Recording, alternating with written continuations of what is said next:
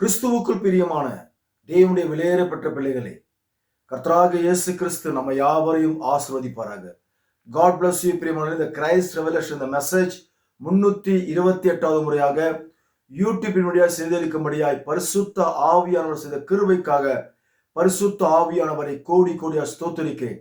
இந்த செய்தியை தயவு செய்து கூர்ந்து கவனிங்கள், முழுமையாய் பாருங்கள், கடைசி வரையிலும் பாருங்கள், முழு ஆசீர்வாதங்களை பெற்றுக்கொள்ளுங்கள். இயேசு மரியாளை ஸ்திரீயே என்று ஏன் கூப்பிட்டார் என்பதுதான் செய்தி. இயேசு மரியாளை ஸ்திரீயே, பெண்ணே என்று ஏன் கூப்பிட்டார் என்பதை குறித்து தான் பரிசுத்த வேதாகமத்தில் இருக்கும் தேவனுடைய வார்த்தைகளை குறித்து பரிசுத்த ஆவியானவர் பேசுகிற வார்த்தைகளை கூர்ந்து கவனிங்கள், கடைசி வரையிலும் பாருங்கள். செய்தி கொஞ்சம் பெருசா இருக்கும். நிறைய பேர் சினிமா பாக்குறீங்க, சீரியல் பாக்குறீங்க, 1 மணி நேரம் 2 மணி நேரம் 1.5 மணி நேரம் ஓட்டினா கூட சீரியலை உட்காந்து கிறிஸ்துவ சகோதரிகள் பார்க்கிறாங்க, கிறிஸ்துவ நண்பர்கள் பார்க்கிறாங்க. தேவனுடைய விலையேறப்பட்ட வார்த்தைகள் கிடைக்காத பஞ்ச காலங்கள் வரப்போகிறது. இப்பெல்லாம் தேவனுடைய வார்த்தை இலவசமாய் வந்து கொண்டிருக்கிறது. ஆகவே தேவனுடைய வார்த்தையை அறிந்து கொள்ளுங்கள், புரிந்து கொள்ளுங்கள், உண்மையான சத்தியத்திலே நடவுங்கள். அதுதான் உங்களை கேட்கிறேன். ஆகவே தயவு செய்து சத்தியம் இல்லாத இந்த உலகத்திலே சத்தியம் இலவசமாய் வருகிறது. முழுமையாய் பார்த்து தெரிந்து கொள்ளுங்கள். எந்த சபையிலே சத்தியத்தை குறித்து பேசுகிறார்களோ அந்த சபையை பார்த்து நீங்கள் போங்கள் தயவு செய்து. இன்றைக்கு உலகம் மக்களை சத்தியத்திலே வழிநடத்தாமல் இருக்கிற சபைகள் ஏராளமா இருக்கிறது. எந்த ஊழியக்காரர் சத்தியத்தை சத்தியமாய் போதிக்கிறார், எந்த சத்தியம் உண்மையான சத்தியம் ஆராய்ச்சி பண்ணி தெளிவாக இருந்து அந்த சபையை நடிப்போங்க. சரி, நாம் செய்தி கடந்து சொல்லுவோம். இயேசு மரியாளை ஸ்திரீயே என்று ஏன் கூப்பிட்டார்? நீங்கள் வேதத்திலே நீங்கள் வாசிக்க போனால், பரிசுத்த வேதாகமத்தில் நீங்கள் வாசிக்க போனால், இயேசு வாழ்ந்த காலத்திலே அவர் எப்பொழுது ஊழியத்தை 30 வயசுல ஸ்டார்ட் பண்ணும் பொழுது அவர் மரிக்கும் வரையிலும், சிலுவையிலே மரிக்கும் வரையிலும் இயேசு கிறிஸ்து மரியாளை தாய் என்று எங்குமே கூறவில்லை, அம்மா என்று எங்குமே கூறவில்லை. இயேசு தன்னுடைய வாயினாலேயே அறிக்கையிடவே இல்லை.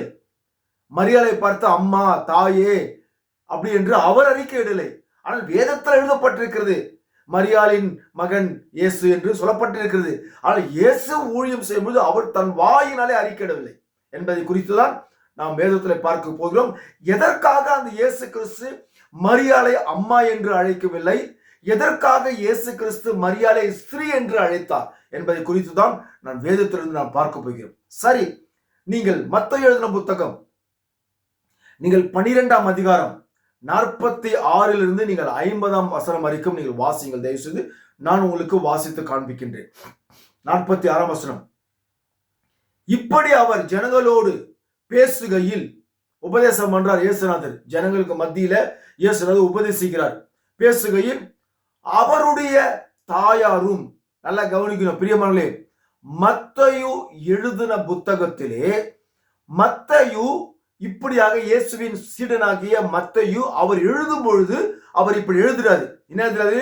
அவருடைய தாயாரும், மத்தேயு எழுதுறாரு, இப்போ அவருடைய தாயாரும் சகோதரரும் அவரிடத்தில் பேச வேண்டும் என்று வெளியே நின்றார்கள் என்று மத்தேயு எழுதின புத்தகத்துல அந்த காலத்துல மத்தேயு எழுதும் போது மத்தேயு எழுதுகிறார். என்ன எழுதுகிறாரு? அவருடைய தாயாரும் அவருடைய சகோதரரும் அவரிடத்தில் பேச வேண்டும் என்று வெளியே நின்றார்கள். அப்பொழுது ஒருவன் அவரை நோக்கி, உம்முடைய தாயாரும் சகோதரரும் உம்மோட பேச வேண்டும் என்று வெளியே நிற்கிறார்கள் என்றான். இங்க சீடர்கள், இயேசுவின் சீடர்கள் எழுதுகிறார்கள், உம்முடைய தாயார். இது மாதிரி அந்த கும்பல்ல அந்த மத்தேயு இருக்கிறார், மேத்யூ இருக்கிறதுனால அங்க என்ன நடந்தது? மத்தேயு இருந்த காலத்துல, இயேசுவோடு மத்தேயு இருந்த காலத்துல இயேசு அந்த இடத்துல ஜனங்கள் மத்தியிலே போதிக்கும் பொழுது அங்க என்ன நடந்தது என்பதை மத்தேயு அவர் சொல்றாரு. என்ன சொல்றாரு? அவருடைய தாயாரும் சகோதரரும் அவரிடத்தில் பேச வேண்டும் என்று வெளியே நின்றார்கள் என்று எழுதுறாரு. இப்போ அவர் என்ன சொன்னாரு, இயேசு அந்த நேரத்தில் அவர் என்ன சொன்னார் என்றதும் அவர் எழுதுறாரு. 48ஆம் வசனம் பாருங்கள். தமிழத்தில் இப்படி சொன்னவனுக்கு அவர் பிரதி உத்தரமாக, என் தாயார் யார்? அருமையான விலையேறப்பட்ட தேவனுடைய சகோதரிகளே, அருமையான விலையேறப்பட்ட தாய்மார்களே, சகோதரர்களே, தயவு செய்து தேவனுடைய வார்த்தைக்கு, பரிசுத்த வேதாகமத்தில் எழுதியிருக்கிற பரிசுத்த ஆவியினாலே எழுதப்பட்டுள்ள வார்த்தைக்கு நீங்கள் செவி கொடுங்கள். என்னுடைய வார்த்தை கூட நீங்க செவி கொடுக்க வேணாம். தேவனுடைய சத்தியம் இல்லையா, செவி கொடுக்காதீங்க. தேவனுடைய சத்தியமா, செவி கொடுங்க. அவ்வளவுதான் சொல்ல முடியும். பரிசுத்த வேதாகமத்துக்கு செவி கொடுங்கள். பரிசுத்த ஆவியினாலே தெரிந்து கொள்ளப்பட்ட தீர்க்கதரிசிகளுக்கு செவி கொடுங்கள். அதை முதல்ல புரிஞ்சுக்கீங்க. இன்றைக்கு ஒரு காலேஜில் போய் படிச்சுட்டு வந்து ரெவரண்ட் ஆயிட்டாரு, ஒரு பாஸ்டர் ஆயிட்டாரு, அந்த மாதிரி ஆட்களுக்கு நீங்க செவி கொடுத்தீங்கன்னாக்கா அவங்களுக்கு சத்தியமும் தெரியாது, வெளிப்பாடுகளும் தெரியாது, மறைப்பொருளும் தெரியாது. அவ்வளவுதான் நான் சொல்ல முடியும். சரி, இப்ப மத்தேயு என்ன எழுதுறாரு, இயேசு என்ன சொன்னாரு என்றதை மத்தேயு எழுதுறாரு. என்ன எழுதுறாரு? தம்மிடத்தில் இப்படி சொன்னவனுக்கு அவர் பிரதி உத்தரமாக, என் தாயார் யார், என் சகோதரர் யார் என்று சொல்லி தம்முடைய கையை நீட்டி தமது சீஷர்களுக்கு நேராக நீட்டி, இதோ என் தாயும் என் சகோதரமா இவர்களே, பரலோகத்தில் இருக்கிற என் பிதாவின் சித்தத்தின்படி செய்கிறவன் எவனோ அவனே எனக்கு சகோதரனும் சகோதரியும் தாயுமா இருக்கிறான் என்றார். கவனிச்சீங்களா? மத்தேயு எழுதுறாரு, இயேசு என்ன சொன்னாரோ எழுதுறாரு. இயேசு கிறிஸ்து என்ன சொல்றாரு? இயேசுவின் அவர் மரியாதை பார்த்து என் தாய் என்று சொல்லல. அங்க கூட எனக்கு தாயார் யார், எனக்கு சகோதரர் யார், எனக்கு தாயார் யார். பாருங்க, இங்க ஒரு சின்ன ஒரு செய்தி கொஞ்சம் லைட்டா கிராஸ் ஆக போகுது. எனக்கா ஒரு சகோதரர் நிமித்தம் இந்த செய்தியை நான் கொஞ்சம் கிராஸா போக வேண்டியதா இருக்குது. ஸ்தோத்திரம். என் சகோதரர், என் தாயார் யார், என் சகோதரர். அவர் சொல்றாரு, பரலோகத்தில் இருக்கிற என் பிதாவின் சித்தத்தின்படி செய்கிறவனே. பரலோகத்தில் இருக்கிற பிதாவுடைய சித்தம். பரலோகத்தில் யார் இருக்கிறா? இயேசுநாதர் ஒரு வார்த்தை சொன்னாரு, பரலோகத்தில் இருந்தவரும் பரலோகத்திலிருந்து இறங்கினவரும் பரலோகத்துக்கு ஏறினவரும் என்னை அல்லாமல் ஒருவரும் அங்க இல்ல. அருமையான தேவனுடைய விலையேறப்பட்ட பிள்ளைகளே, பரலோகத்திலே இந்த இயேசு கிறிஸ்து அங்க இருக்கிறாரு. அங்க இருந்துதான் மனுஷகுமாரா வெளிப்பட்டார் பூமியில. சரி, அது ஒரு பக்கம் இருக்கட்டும். புரியுதுங்களா? அப்போ பரலோகத்தில் இருக்கிற பிதாவுடைய சித்தத்தின்படி எவன் செய்கிறானோ அவனை குறிச்சு யார சொல்றாரு, அவன் தான் என்னுடைய தாயா இருக்கிறான், அவன் என்னுடைய சகோதரியா இருக்கிறான், அவன் எனக்கு சகோதரனா இருக்கிறான் என்று இயேசுநாதர் சொல்றாரு. ஆனா மரியாதை பார்த்து இவள் என் தாய் என்று அவர் கூறவில்லை. நல்லா புரிஞ்சுக்கணும். சரி, ஓகேங்களா? இப்ப இயேசுநாதர் என்ன சொல்றாரு கேட்டாங்க, என் சகோதரர் யார்? அங்க இயேசுடைய பிரசங்கத்தை கேட்ட ஒரு சகோதரர் சொல்றாரு, உம்முடைய தாயாரும் உம்முடைய சகோதரரும் என்று அந்த ஒரு வார்த்தை இருக்கும் பார்த்தீங்களா? அந்த வார்த்தையை குறித்து ஒரு 2 நிமிஷம் பேசணும்னு ஆசைப்படுறேன். ஏன்னு கேட்டீங்கன்னாக்கா, ஒரு சிஎஸ்ஐ சகோதரன், ஒரு வயதான ஒரு சகோதரன் என்கிட்ட சொன்னாரு, இயேசுவை பெற்றெடுத்த பிற்பாடு, மரியாள் இயேசுவை பெற்றெடுத்த பிற்பாடு யோசேப்புக்கு அந்த மரியாள் கிட்ட பிள்ளைகளை பெற்றெடுத்தாங்க அந்த அம்மா. அவங்களுக்கு பிறந்தவங்க தான் அந்த சகோதரர்கள், இயேசுவின் சகோதரர்கள் வந்து இயேசுவின் தாயோட வந்து கேட்கிறாங்க அப்படின்னு அந்த பெரியவர் சிஎஸ்ஐல சத்தியத்தை அறிந்தவர் சொல்றாரு. அவர் அந்த உபதேசத்தை என்கிட்ட சொல்லும் போது, நான் ஒரு கத்தோலிக்க மதத்திலே மாதா பக்தி உள்ளவன், மாதா வெறி பிடித்தவன். இயேசு குறிச்சு எனக்கு ஒரு 20 வயசு 19 வயசுல இருக்கும்போது இயேசு குறிச்சுலாம் என்கிட்ட பேசும்போது நான் சொல்லுவேன், அம்மா இல்லாம புள்ள வந்துட்டாங்களையா, என்னையா நீங்கள் அப்படி பேசுறீங்க, அம்மாவை பாருங்கயா, அப்படியெல்லாம் நான் ரொம்ப வைராக்கியமா பேசின காலங்கள் இருந்தது எனக்கு. அல்லேலூயா. அந்த காலத்துல கத்தோலிக்க மதத்தில் இருந்த காலத்துல பாத்தீங்கன்னாக்கா, நானே மாதாவுக்காக தேர் இழுத்துவோம். எங்க நம்ம பெசநகர் பீச்ல மாதா தேர் இழுப்பாங்கள, அப்படியெல்லாம் அம்மா அந்த சிலையை பார்த்து அழுவேன். என் வாழ்க்கையை குறிச்சு அழுவேன், எப்படி இருக்கும்னு சொல்லிட்டு. நான் உங்களுக்கு காமிக்கிறேன். இது வந்து பரங்கி மலை மேலே சர்ச்சில் இருக்கிற 9 வயசு இருக்கும். ஏற்கனவே யூடியூப்ல காமிச்சிருக்கேன். 9 வயசு இருக்கும்போது பூசோடு கூப்பிடுவாங்க, சீஷப்பழம் சொல்லுவாங்க. அப்போ நானு இது எடுத்து நடுவில் இருக்கிறது தான் நானு. பாருங்க, நடுவில் இருக்கு இல்லையா, இதுதான் நானு. 9 வயசு 20 வயசு வரைக்கும் கத்தோலிக்க மதத்துல இந்த மாதிரி சர்ச்சில் ஃபாதர் கூட பூசோடுப்பு போட்டு நான் எடுத்தேன். இது என்ன பாருங்க போட்டோ, இது நான் தான் 9 வயசுல எடுத்தது. கத்தோலிக்க மதத்தில் இருக்கும்போது மாதாவுக்குன்னா அவ்வளோ ஒரு விரி. நான் பக்தன், மாதா பக்தன். அந்த காலத்துல கத்தோலிக்க மதத்தில் இருக்கும்போது ஒரு மாதா பக்தன். உறுதி பூசுதல் சொல்லுவாங்க, நன்மை, புது நன்மை எடுப்பாங்க. அப்போ கொஞ்சம் பெருசான பிறகு புது நன்மை எடுக்கும்போது எடுத்த இந்த போட்டோ, சின்ன வயசுல இந்த போட்டோ. எதுக்காக நான் காமிக்கிறேன்னுக்கா, கத்தோலிக்க மதத்துல இருந்ததை உங்களுக்கு நான் காமிக்கிறேன். இது மாதிரி கத்தோலிக்க மதத்துல மாதாவுக்கு வெறி உள்ளவனாக நான் காணப்பட்டேன். மொட்டை அடிச்சிருக்கிறேன், மாதா தேர் இழுத்திருக்கிறேன், இப்படியெல்லாம் நான் சொல்லுவேன்.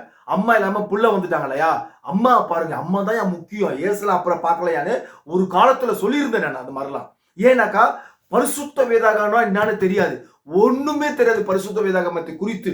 கத்தோலிக்க மதத்துல இருக்கும்போது அம்மா அம்மா ஃபாதர் அந்த மாதிரி சொல்லிட்டாங்க, அம்மா பாருங்க அம்மா பாருங்க, அம்மா கிட்ட எல்லாம் கேளுங்க கொடுப்பாங்க, அம்மா எல்லாம் கொடுப்பாங்க, அப்படிலாம் பேசும்போது அப்படியே வைராக்கியமா இருந்தோம். ஒரு காலத்துல 20 வயசு வரைக்கும். எப்ப 20 வயசுல கர்த்தருடைய வார்த்தை என்னை தொட்டுத்தோ அப்பத்துல இருந்து தேவனுடைய பிள்ளையாய் மாறிட்டேன். அதுக்கப்புறம் போக போக தேவனுடைய சத்தியத்துக்குள் ஆழமாய் செல்லும் பொழுதுதான் அதை குறித்து அறிந்து கொண்டேன். அப்பொழுது பெரியவர் சொன்னாரு, அந்த மரியாள் வந்து அதுக்கப்புறம் சூசைக்கு பிள்ளைங்களை பெத்தெடுத்தாங்க அப்படின்னு அந்த பெரியவர் சொல்றாரு. அவர் சொல்லும் போது அவ்வளோ கோபம் வந்தது. அவர்கிட்ட பேசி முடிச்ச பிறகு, நான் உண்மையை சொல்றேன் அப்படியே நான் கண்ணெல்லாம் கலங்கிட்டேன், ரொம்ப வேதனைப்பட்டேன். இப்படி இருக்கிறானா ஒரு கிறிஸ்துவன், ஒரு சிஎஸ்ஐ சர்ச்சில் ஒரு ஐரு இப்படி கூட போதிக்கல. கத்தோலிக்க மதத்தில் இருக்க நான் இருந்து கூட அப்படி நினைக்கலங்க நான். அது மாதிரி ஏன்னா அதோட பேர் பார்த்தீங்கன்னாக்கா பரிசுத்த கன்னி. அவர் சொல்றாரு அந்த சகோதரன், வயசான சகோதரன், இல்லைங்க ஒரு கன்னியா இருக்கும்போது இயேசு பிறந்தது உண்மைதான், இயேசு பிறந்த பிற்பாடு சூசை பிறகு மரியாதை ஒண்ணு சேர்ந்து குழந்தையை பெற்று எடுத்தாங்க அப்படின்னு அவர் சொல்றாரு. கத்தோலிக்க மதத்தில் இருக்கும்போது எனக்கு என்ன சொன்னாங்க கேட்டா, நண்பர்களாம் ஒரு சில பிரதர்ஸ்லாம் சிஸ்டர்ஸ்லாம், இல்ல அது வந்து பெரியமா பிள்ளைங்க சித்தவா பிள்ளைங்க இருக்கும், அவங்க அந்த சகோதரர்கள் இருக்கும் அப்படின்னு சொன்னாங்க எனக்கு. அது கத்தோலிக்க மதத்தில் இருக்கும்போது இதெல்லாமே உண்மை இல்லைங்க, உண்மையே இல்லை. இதுதான் இப்ப நான் சொல்ல போறதுதான் உண்மையான சத்தியம். அந்த மரியாளுடைய சரித்திரத்தை குறித்து யோசேப்பு சொல்லக்கூடிய யோசேப்புன்னு வேதம் சொல்லுது.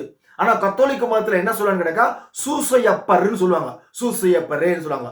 மரியாளுடைய நியமிச்ச புருஷன் பேர் வந்து சூசையப்பர்னு சொல்லுவாங்க கத்தோலிக்க மதத்துல போது.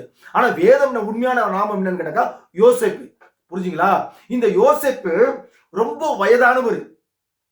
ஆனா இந்த மாதிரி எல்லாம் நீங்க நினைக்காதீங்க தயவு செஞ்சு. கன்னி மரியாள் என்பது என்னங்க, அவங்க இந்த அம்மா கடைசி வரைக்கும் கன்னியாவே இருந்தாங்க. எந்த ஒரு புருஷனையும் அந்த அம்மா அறிவே இல்லை கடைசி வரைக்கும், அந்த அம்மா சாவர வரைக்கும். புரிஞ்சுங்களா? அந்த அம்மாவுக்கு திருமணம் ஆகும்போது அந்த அம்மாவுக்கு அந்த அம்மாவுக்கு யோசேப்பை நியமிக்கும் பொழுது அந்த அம்மாவுக்கு வயசு என்னத்தமா இருக்கும், 17 வயசு 18 வயசு என்று சரித்திர தீர்க்கதரிசி புத்தகத்திலே அவருடைய பேர் வந்து வில்லியம் மரியன் பிரண்ணம் சொல்லக்கூடிய தீர்க்கதரிசியுடைய புத்தகத்தை ஒரு நண்பர் எனக்கு கொடுத்தார். இது மாதிரி ஒரு சொல்றாருங்கன்னு சொல்லிட்டு டக்குன்னு ஒரு புத்தகத்தை எனக்கு கொடுத்துக்கும்போது அதை வாசிக்கும் போது அவங்களுடைய ஸ்ரீயை குறித்து பரிசுத்த ஆவியானவர் அவர் மூலியமா மிக அழகாக எழுதப்பட்டுள்ள வார்த்தை என்னன்னு கேட்டீங்கன்னாக்கா, அந்த அம்மாவை நியமிக்கும் போது, யோசேப்புக்கு நியமிக்கும் போது 17-18 வயசு தான் அந்த அம்மாவுக்கு இருக்கும். ரொம்ப ஏழ்மையான குடும்பத்தை சேர்ந்தவங்க. சூசையப்பர் சொல்லக்கூடிய அந்த யோசேப்புக்கு ரொம்ப முதிர் வயது அடைந்தவர். அந்த முதிர் வயது அடைந்தவருக்கு இந்த கன்னி மரியாளை நியமித்தாங்க.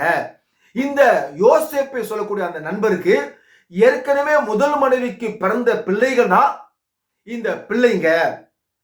அந்த பிள்ளைங்களை பார்த்து வளர்க்கணும் பாதுகாத்துக்கணும் சொல்றதுக்காக தான் அந்த முதிர் வயதுல இந்த மரியாளை வந்து திருமணம் செய்ய வேண்டும் என்று நியமித்தாங்க அவருக்கு அப்படின்னு தான் சரித்திரங்கள் சொல்லுகிறது. நெட்டில் கூட நான் போய் அந்த பெரிய நிமித்தம் நெட்டில் நான் பார்த்தேன். நெட்டில் என்ன சொல்லுன்னா, சிலர் இப்படி இப்ப நான் பேசுறது போல சிலர் இப்படி சொல்றாங்க அப்படின்னு ரெவரண்ட்டுகளை வந்து எழுதி வச்சிருக்கிறாங்க. ஆனா அதுதான் உண்மை. ஆனா அந்த கன்னி மரியாள் இயேசுவை பெற்றெடுத்த பிற்பாடு எந்த ஒரு ஆணும் அந்த அம்மாவை தொடல. நல்லா புரிஞ்சுக்கிங்க, தேவாதி தேவன் பரிசுத்தமுள்ள ஆண்டவர் அந்த கன்னி வயிற்றுல பிறக்கிறன்னா சாதாரண விஷயமாங்க. அது யாருன்னா அந்த பாத்திரத்தை தீட்டுப்படுத்த முடியுமா? தயவு செஞ்சு இந்த மாதிரிலாம் பேசாதீங்க. உங்களை கையெடுத்து கும்பிடுற அப்படி யாரா ஒரு உபதேசம் பண்ணாங்கன்னா அது ரொம்ப பெரிய தப்புங்க. அந்த அம்மா பரிசுத்தமான கன்னி மரியாள் இயேசுவை பெற்றெடுத்ததோடு சரி, அவ்வளவுதான். ஏன்னா தேவன் வானத்தையும் பூமியும் உண்டாக்குன தேவன் அந்த கன்னி மரியாதை தெரிஞ்சுக்கிறார், அவ்வளவுதான். ஏதாவது ஒரு ஸ்திரியை தெரிஞ்சுக்கணும், தேவன் மனிதனாய் பிறக்க வேண்டும். ஏதாவது ஒரு ஸ்திரியை தெரிஞ்சுக்கணும், தேவன் ஒரு கருவியாக அந்த கன்னி மரியாதை தெரிஞ்சுக்கிறார். அந்த கன்னி மரியாதை இல்லைங்க, வேற எந்த கன்னி மரியாதை வேற ஒரு சகோதரியை தெரிஞ்சுக்கினாக்கா தேவனுக்கு ஒரு கருவி, ஒரு ஸ்திரீ, ஒரு மண்பாண்டம், ஒரு பெண்ணுடைய மண்பாண்டம் தேவைப்பட்டது. ஆகவேதான் ஒரு கருவியாக அந்த ஸ்திரியை தேவன் தெரிந்து கொண்டார், அவ்வளவுதான். சரி, நீங்க வேதத்தை பாருங்க தயவு செஞ்சு முழுசா. ஆகவே அவர்கள் கன்னி மரியாள் என்பது முழு ஆதாரம் நிறைய இருக்குது. அந்த கன்னி மரியாள் வேறொரு குழந்தையெல்லாம் அவங்க பெத்தெடுக்கல. எந்த ஒரு ஆணும் அந்த மரியாளை தொடவில்லை. அதுக்கப்புறம் அந்த வயதான அந்த யோசேப்பு சீக்கிரமாவே மரித்து விட்டார். இதுதாங்க சரித்திரம். வில்லியம் மரியம் ரெண்டாம் சரி, ரொம்ப பெருசு இது. நான் ஷார்ட்டா தான் உங்கள்கிட்ட நான் சொல்லிக்கிறேன். ரொம்ப அற்புதமா பரிசுத்த ஆவியானவர் அவர் மூலமே பேசியிருக்கிறார். சரி, நம்ம செய்திக்கு போவோம். ஆகவே அவர் என்ன சொல்றாரு கேட்டாக்கா, எனக்கு தாயார் யார், எனக்கு சகோதரர் யார்? ஏனக்கா அவருக்கு தாயாரே இல்ல. நல்லா புரிஞ்சுக்கீங்க. வேதம் சொல்லுது ஒரே கர்த்தர், ஒரே விசுவாசம், ஒரே ஞானஸ்தானம் என்று வேதத்தில் எழுதப்பட்டிருக்குது பரிசுத்த வேதாகமத்திலே. உலகத்தில் இருக்கிறது ஒரே ஒரு இந்த ஆதி ஆகமத்திலிருந்து வெளிப்படுத்துற புத்தகத்துல ஒரே ஒரு கர்த்தரை குறித்து தான் பேசப்படுகிறது. சரி, ஓகே, அது இருக்கட்டும்.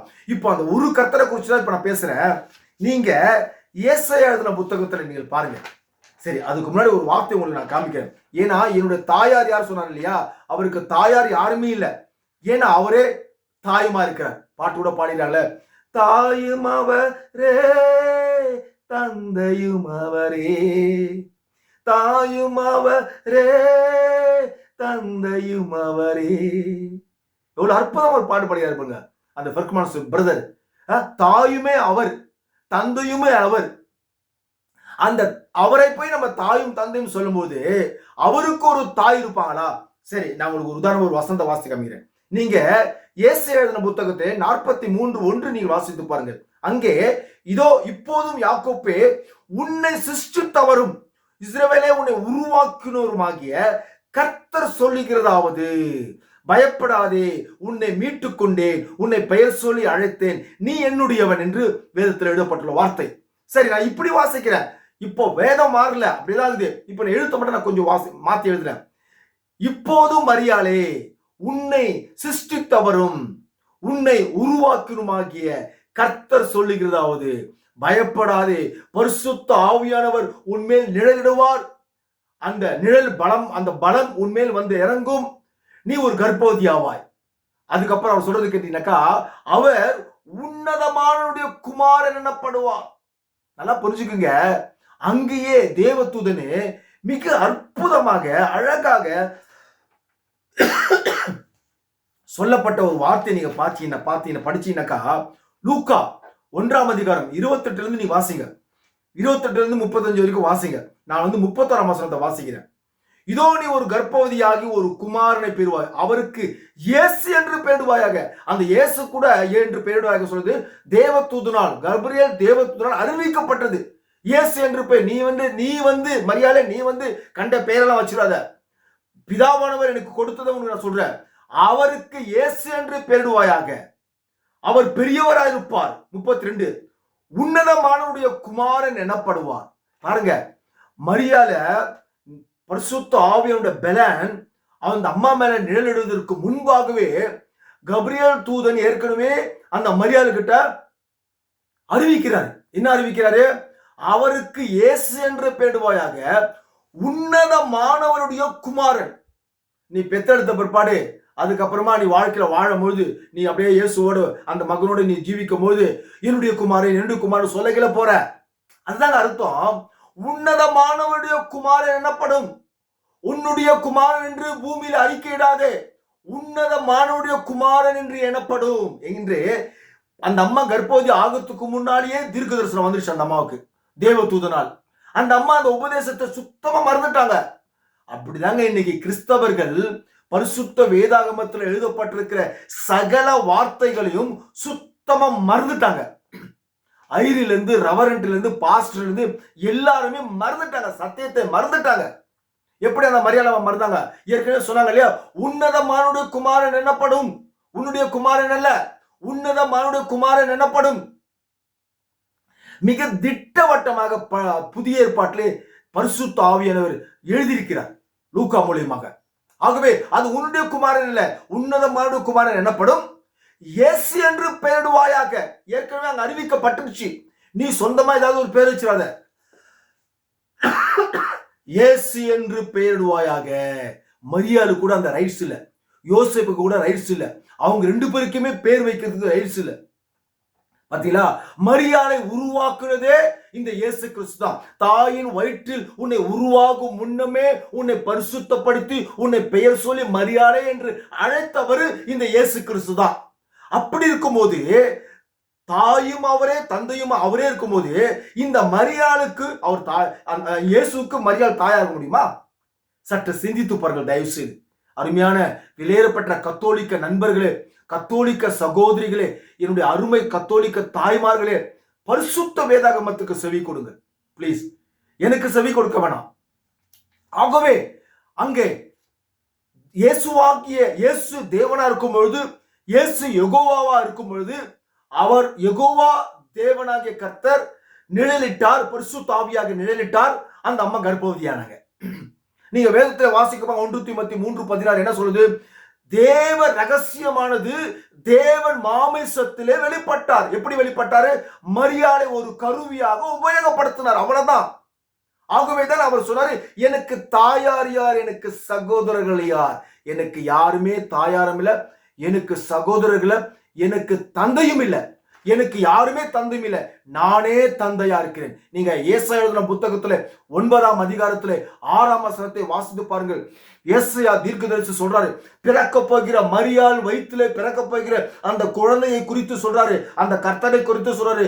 அவரே நித்திய பிதாவா இருக்கிறார்.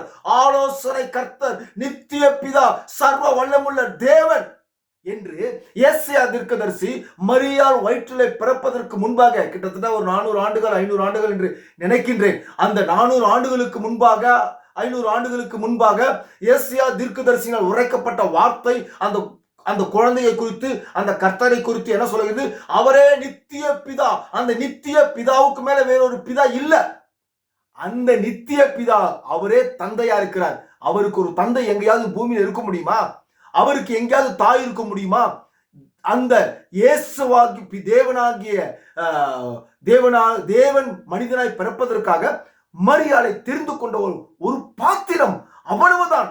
நல்லா புரிஞ்சுக்கீங்க இன்னும் கொஞ்சம். சரி, ஆகவேதான் இயேசுநாதர் எனக்கு தாயார் யார், எனக்கு சகோதரர்கள் யார் என்று சொன்னார்.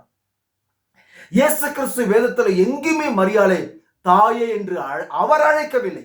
சரி, ஓகே. இன்னொரு வசனத்தை உங்களுக்கு காண்பிக்கின்ற நீங்கள் பாருங்க. நீங்க அதிலேயே நீங்க பாத்தீங்கன்னாக்கா, தேவனுடைய லூக்கா 8:21 பாருங்க. தேவனுடைய வசனத்தை கேட்டு அதன்படி செய்கிறவர்களே எனக்கு தாயும் எனக்கு சகோதரமாய் இருக்கிறார்கள். நல்லா புரிஞ்சுங்க. வசனம் சொல்லுது, தேவனுடைய வசனத்தை கேட்டு அதன்படி செய்கிறவர்கள், தேவனுடைய வசனத்தை கேட்டு இதன்படி செய்கிறவர்களே எனக்கு தாயாரும் எனக்கு சகோதரர்களும் எனக்கு சகோதரியுமா இருக்கிறார்கள் என்று பரிசுத்த ஆவியானவர் பேசுறாரு.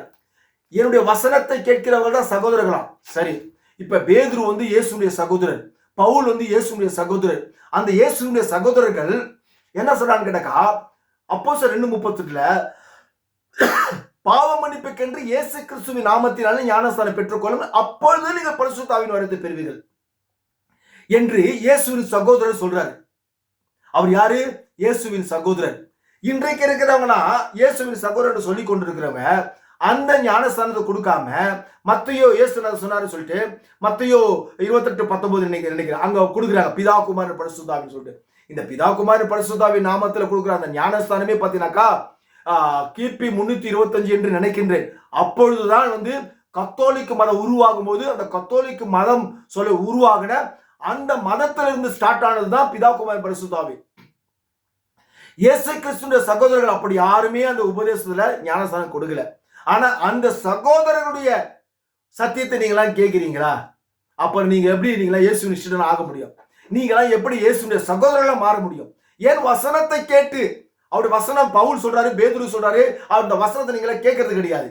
ஸ்திரீயானவருக்கு தலைமயிரே முக்காடா இருக்கிறது என்று அவருடைய இயேசுவின் சீடர்கள் சொல்றாங்க. என் வசனத்தை கேட்டு அதன்படி செய்கிறவர்களே அவர் தாயும் சகோதரியும் சகோதரனா இருக்கிறார் என்று இயேசு சொல்றாரு. நீங்க கேட்கறது கிடையாது. அப்பெல்லாம் நீங்க எப்படி சகோதரா இருக்க முடியும்? சரி, ஓகே. இன்னொரு வசனத்தை காமிக்கிறீங்க பாருங்க. யோவான் எழுதின புத்தகம் 2ஆம் அதிகாரம் நீங்கள் 1-5 வரைக்கும் வாசிங்க. ரொம்ப அற்புதமான சப்ஜெக்ட். இந்த சப்ஜெக்ட் தான் கத்தோலிக்க இருக்கிற சாமியார்கள் தப்பா பேசுறாங்க. இயேசுக்கு இந்த கானாவூர் கல்யாண மண்டபம் கல்யாணத்துல இயேசுவின் தாய் அப்படி சொல்றாங்க. சகோதரர்கள், ஷீடர்கள் எல்லாமே அங்க வராங்க. பாருங்க, நான் வாசிக்கிறேன். கலிலேயாவில் கானா ஊரிலே ஒரு கல்யாணம் நடந்து இயேசுவின் தாயும் அங்கே இருந்தாள் என்று யோவான் எழுதுறாரு. யோவான் எழுதின புத்தகத்துல யோவான் எழுதுறாரு. இயேசுவின் தாயும், அவர் சொல்றாரு இயேசுவின் தாயும் அங்க இருந்தாள் என்று யோவான் எழுதுறாரு.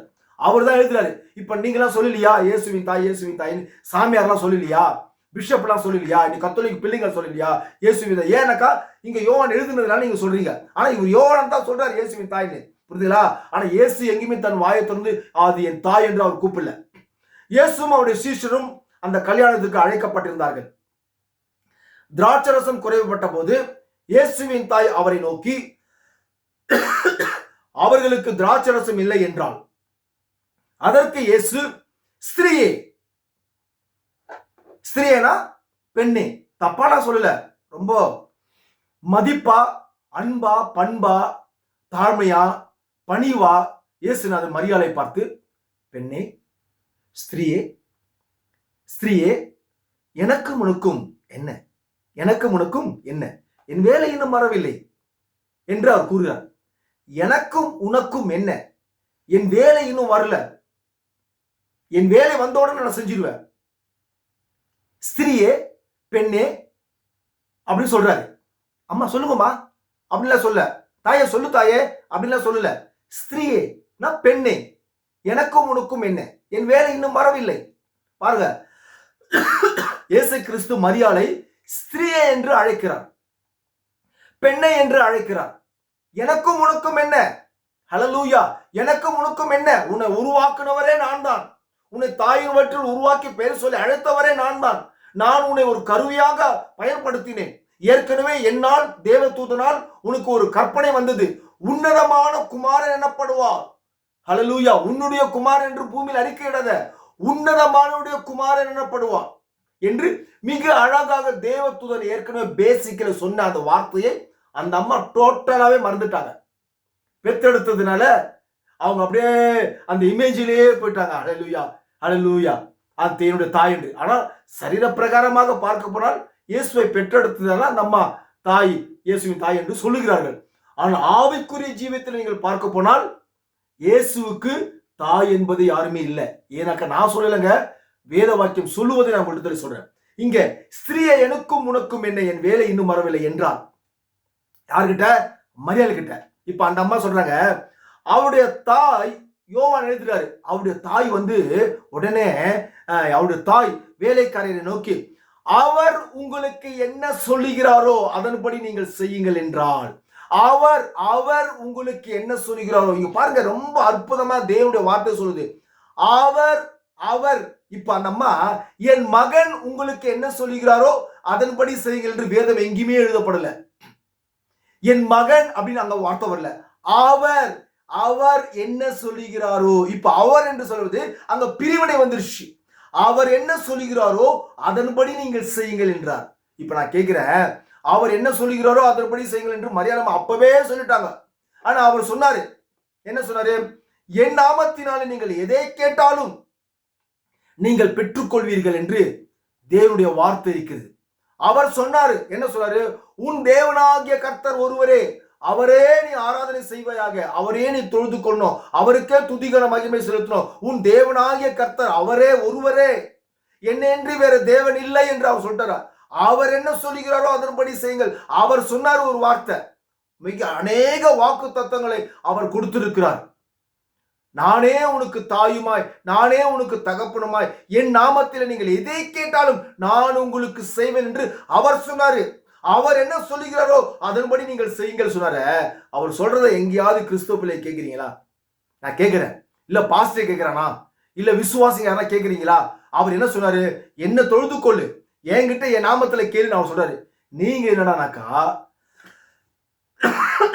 மரியாளாமா சொல்லிட்டு அங்க போய் மொட்டை அடிக்கிறதும், காவி துணி போட்டுக்குன்னு வருஷம் வருஷம் போய் ஊர் சுத்துறதும், என்னங்க அதுல புறஜாதி பண்றது மாதிரியே நீங்களும் பண்றீங்களே.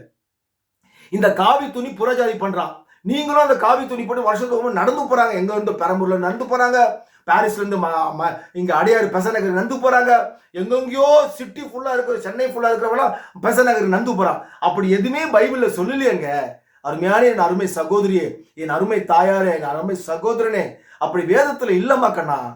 அப்படி வேதத்துல சொல்லியிருந்தா நீங்க செய்யலாம். வேதத்துல சொல்லாம நீங்க காவி துணி போட்டு வருஷத்துல ஒரு முறை காவி துணி போட்டு நடந்தே போய் மொட்டை அடிக்கிறீங்க, நடந்தே போய் நான் எனக்கு குழந்தை பிறந்த அது செய்யறேன் இது செய்யறேன் சொல்லி நம்ம போய் வேண்டிக் கொள்றீங்க. அந்த அம்மா ஒண்ணுமே இல்லம்மா, அந்த அம்மா ஒண்ணுமே செய்யல பூமியில. அந்த அம்மாவே சொல்லிட்டாங்க, அவர் என்ன சொல்லுகிறாரோ அதன்படி செய்யுங்க. அவர் சொல்றாரு, என் நாமத்தினால் நீங்கள் எதை கேட்டாலும் நான் உங்களுக்கு செய்வேன்னு சொல்றாரு. அவருடைய இயேசு கிறிஸ்து நாமத்தினால கேட்கறத விட்டுட்டு அம்மா கிட்ட போய் கேட்டா என்னம்மா கிடைக்க போகுது? சொல்லுங்க, வேதத்துக்கு செவி கொடுங்க. ஆனா இவர் சொல்றாரு, பாருங்க இன்னொரு வசனத்தை காமிக்கிறேன். இப்போ அவருடைய தாய் வேலைக்காரை நோக்கி அவர் உங்களுக்கு என்ன சொல்கிறாரோ அதன்படி செய்யுங்கள் என்றார். உடனே இங்க ரொம்ப அற்புதமான ஒரு வார்த்தை கேட்டாக்கா, ஃபாதர் எல்லாம் சொல்றாங்க, பாத்தீங்களா அம்மா கிட்ட போய் கேட்ட உடனே அம்மா உடனே சொல்லிட்டாங்க. என்ன சொல்றாங்க? அம்மா பேச்சு தட்டவே இல்லை ஏசுறாரு, அவர் உடனே செஞ்சிட்டாரு அப்படின்லாம் எக்ஸ்ட்ரா பிட்டெல்லாம் பேசி கர்த்தருடைய மதத்துல அவங்க சொந்த வியாக்கியானம் பயங்கரமா கொடுக்குறாங்க ஃபாதர்லாம். இந்த ஃபாதர் பேச்சை கேட்டு அப்படியே ஜனங்க என்ன பண்றாங்க, அம்மா மரியாதை. நானும் அப்படிதாங்க இருந்தேன் ஒரு காலத்துல. 20 வயசுக்கு முன்னால அம்மா அம்மா அப்படியே முட்டிக்கால் போட்டு அழுதுருப்பேன் நான் என் வாழ்க்கையை நினைச்சு, சின்ன வயசுலயே. அப்போ சின்ன வயசுல அப்போ வேதம்னா என்னன்னு தெரியாம இருந்த ஒரு காலங்கள். இப்போ வேதத்தை படிக்கும் போது அந்த அம்மா சொல்ற, அவர் என்ன சொன்னாரோ அதன்படி செய், நான் உங்களுக்கு ஒன்னும் சொல்லல, நான் உங்ககிட்ட ஒன்னும் பேசவே சொல்லல, அந்த அவர் என்ன சொல்கிறாரோ அதன்படி நீங்கள் செய்யுங்கள் என்று சொல்றாரு. அவர் சொல்றதை நீங்க யாருமே செய்யறதில்லை. இப்போ சாமியார் சொல்றதுதான் நீங்க செய்றீங்க, பிஷப் சொல்றதுதான் செய்றீங்க.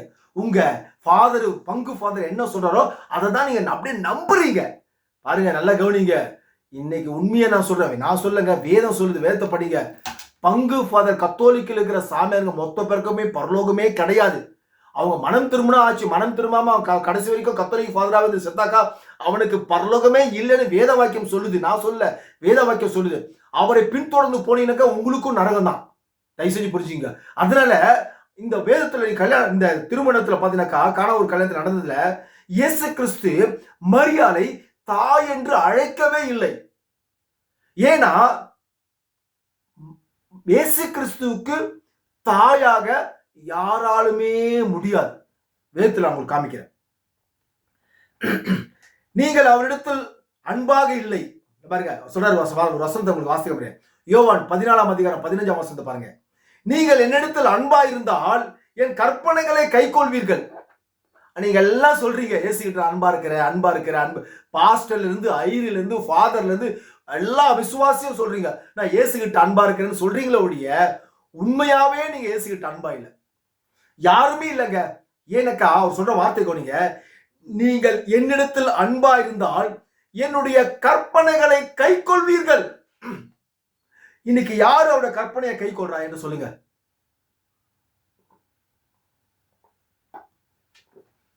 அவருடைய கற்பனையை கை கொள்ளு சகோதரி என்று சொன்னாக்கா, அவருடைய கற்பனையை கை கொள்ளு சகோதரி என்று சொன்னாக்கா, அம்மா என்ன சொல்றாங்களோ அதுதான் நம்ம செய்வோம்.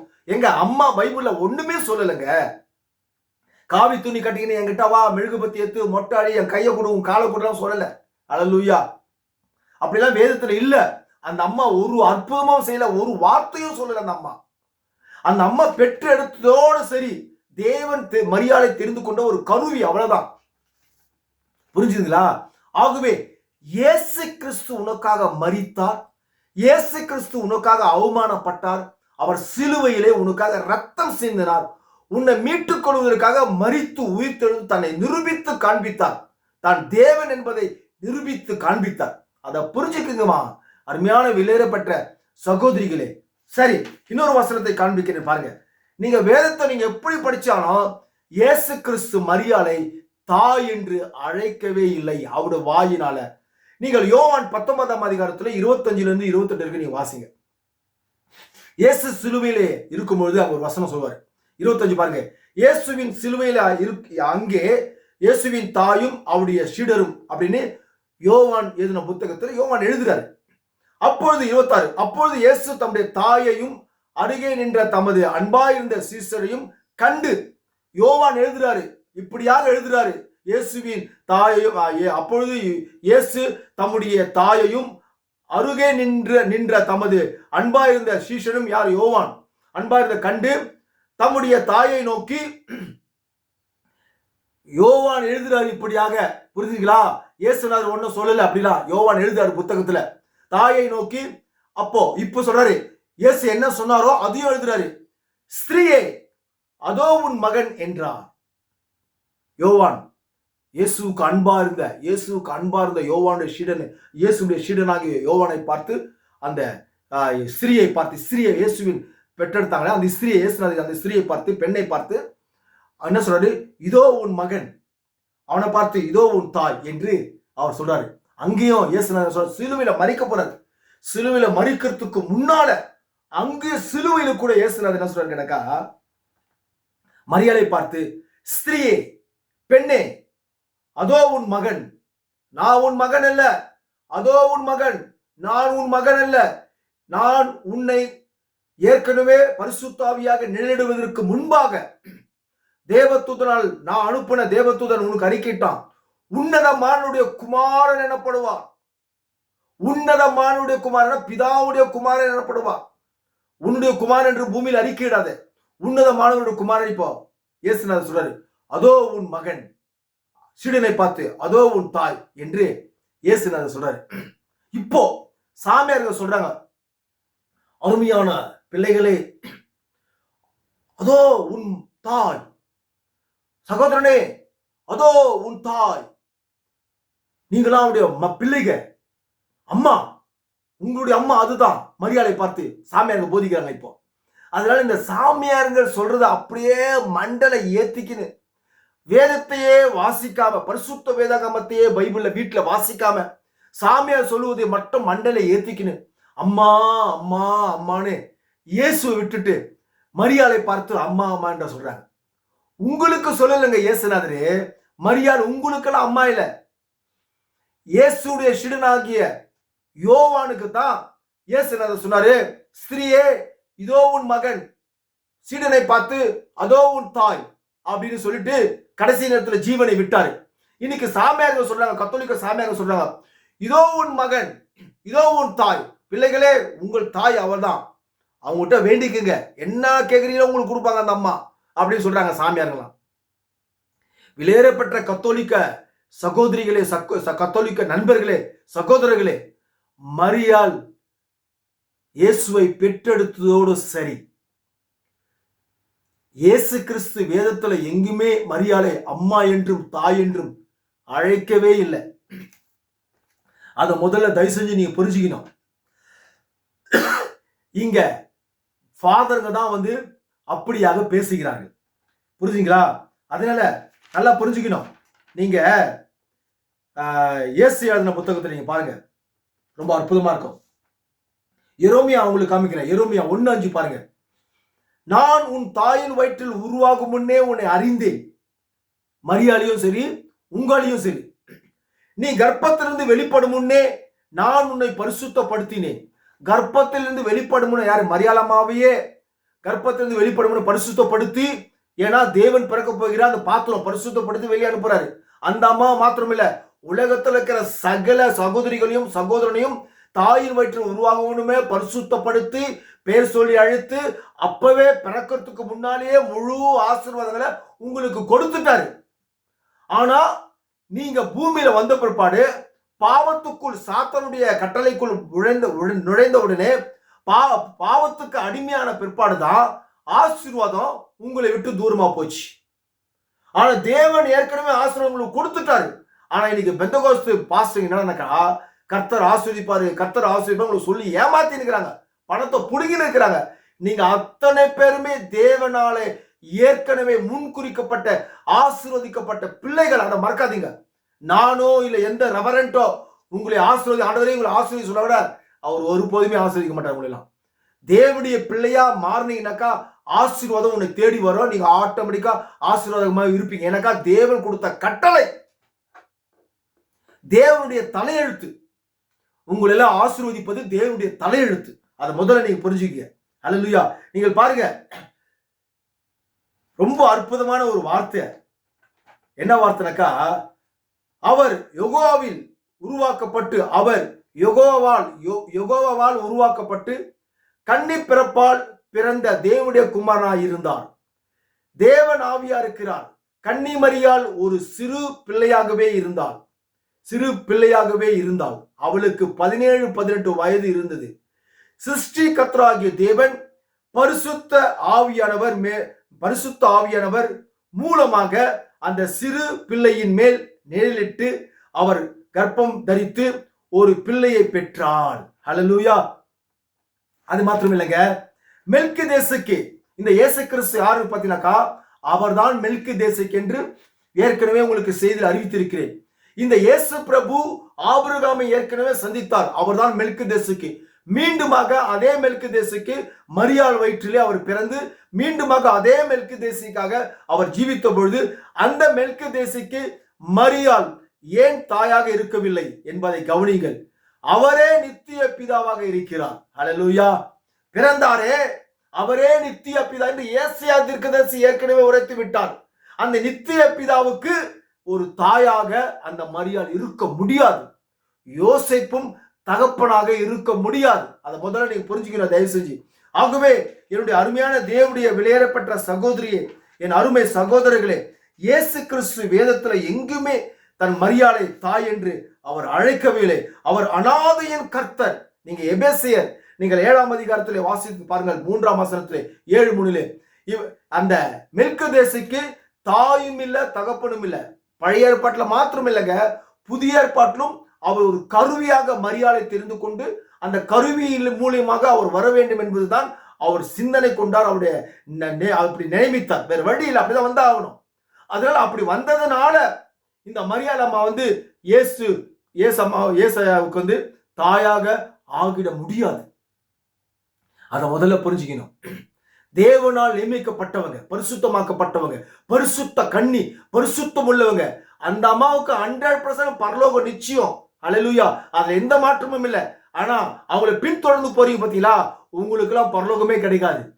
அது முதல்ல நீ புரிஞ்சுக்கணும். இயேசுவை பின்தொடர்ந்தால், இயேசுவின் கட்டளைகளையும் உபதேசங்களையும் பின்தொடர்ந்தால் பரலோகம் உண்டு. ஆனால் அவருடைய கட்டளையை நேசிக்கிறேன், அவரை நேசிக்கிறேன் என்று சொல்லி அவருடைய கட்டளைகளை நீங்கள் நேசிக்கவில்லை என்று சொன்னால் உங்களுக்கு பரலோகம் கிடைக்கவே கிடைக்காது. 100% கிடைக்காதுங்க. அது எந்த ஒரு மாற்றமும் இல்லை. ஆகவே இயேசு கிறிஸ்துவுக்கு தாயாக யாராக இருக்க முடியும் என்று சொன்னால் அவர் கூறினது நிமித்தமாக நான் உங்களிடத்தில் கூறுகிறேன். அவருடைய உபதேசத்திலே பிதாவுடைய சித்தத்தை செய்கிறவனே எனக்கு தாயும் எனக்கு சகோதரரும் எனக்கு சகோதரியும் இருக்கிறார்கள் என்று அவர் கூறுகிறார். ஹல்லேலூயா. நீங்களா இயேசுவுக்கு சகோதரரா இயேசுவுக்கு சகோதரியா இருக்கணும்னு விரும்பினீங்கனாக்கா அவருடைய கட்டளைக்கு கீழ்ப்படைந்து பிதாவுடைய சித்தம் என்னதென்று அறிந்து அந்த பிதாவுடைய சித்தத்தின்படி நீங்கள் செய்வீர்கள் என்று சொன்னால் அவருடைய சகோதரர்களாய் நீங்கள் இருக்கிறீர்கள். ஹல்லேலூயா. ஆகவே பரிசுத்த வேதாகமத்திலே இயேசு கிறிஸ்துவானவர் மரியாளை எங்குமே தாய் என்று அழைக்கவில்லை. ஏன் என்று சொன்னால் அவர் அனாதையின் தேவனாகிய கர்த்தர். அவருக்கு மேலாகவும் அவருக்கு கீழாகவும் எந்த ஒரு தெய்வங்களும் இல்லை, எந்த ஒரு தேவர்களும் ஆதியிலே இல்லை. இவரே தேவ தூதர்களை சிருஷ்டித்தார். இயேசு இன்று பிறந்தவர் அல்ல. இயேசு என்ற நாமத்தில் அவர் வருவதற்கு முன்பாகவே பிதாவாகவும் யெகோவா தேவனாகவும் அவர் அல்லாமல் வேறொரு தேவன் இல்லை என்று வேதத்தில் மிக அழகாக எழுதப்பட்டிருக்கிறது. நமக்காக, உங்களுக்காக, எனக்காக அவர் குமாரனாய் வெளிப்பட்டார். ஹல்லேலூயா. ஒன்றான மெய்தேவனாகிய கர்த்தர் குமாரனாய் வெளிப்பட்டார். ஹல்லேலூயா. அந்த குமாரன் உலகத்திலே வாழ்ந்த பொழுது மரியாளை எங்குமே என் தாய் என்று அவர் வேதத்திலே அழைக்கவில்லை. அவருக்கு தாயும் இல்லை, அவரே தாய். தாயும் அவரே, தந்தையும் அவரே, தாயும் அவரே, தந்தையும் அவரே, தாளாட்டவா சேராட்டவா, யார் என்னை கைவிட்டாலும் இயேசு கைவிட மாட்டார். மாதா கிட்ட நெருங்கி போனீங்கன்னா, மரியாதை மாட்ட நெருங்கி போனீங்கன்னா, கடைசி நாட்களிலே உங்களை அந்த அம்மா சொல்லுவாங்க, எனக்கும் உனக்கும் என்ன, நீ யார் என்றே எனக்கு தெரியாது, இயேசுவை பிடித்துக்கொள் என்று அப்பவே சொல்லிட்ட. அவர் என்ன சொன்னாங்களோ, அவர் என்ன சொல்றாரோ அதன்படி செய்யுங்கன்னு அன்னைக்கே நான் உங்களுக்கு சொல்லிட்டேன். நீங்க கேட்காம ஜோசப் சொன்னா பூமியில, அவர் பேச்சையும் கேட்காம சாமியார் சொன்னா நீங்க என்ன பிடிச்சினாக்கா அதுக்கு நான் பொறுப்பாக முடியுமா? எனக்கே அவர் தாயுமா இருக்கிறார், எனக்கே அவர் தந்தையுமா இருக்கிறார், என்னை அவர் எதிர்க்கு கைவிடல. அவர் நம்மை கைவிடாம இருக்கணும்னு சொன்னாக்கா நீ அவரை கைவிடாது. அல்லேலூயா. ஆகவே கர்த்தருடைய விலையேறப்பட்ட சகோதரியிலே சகோதரனே, இயேசு ஒருவரே நமக்கு தாயும் தகப்பனுமா இருக்கிறார். இயேசுவுக்கு ஒருவரும் தாயாக முடியாது, ஒருவரும் தந்தையாகவும் முடியாது. ஏனென்று சொன்னால் அவர் அனாதையின் தேவனாகிய கர்த்தர். ஆகவே இயேசு வாழ்ந்த காலத்திலே மரியாளை எங்குமே தாய் என்று அழைக்கவில்லை, ஸ்ரீ பெண்ணே அப்படிதான் அழைத்தார். அல்லேலூயா. God bless you பிரியமானவர்களே. புதிய செய்தியோடு பரிசுத்த ஆவி துணையோடு உங்களை சந்திக்கிறேன். God bless you.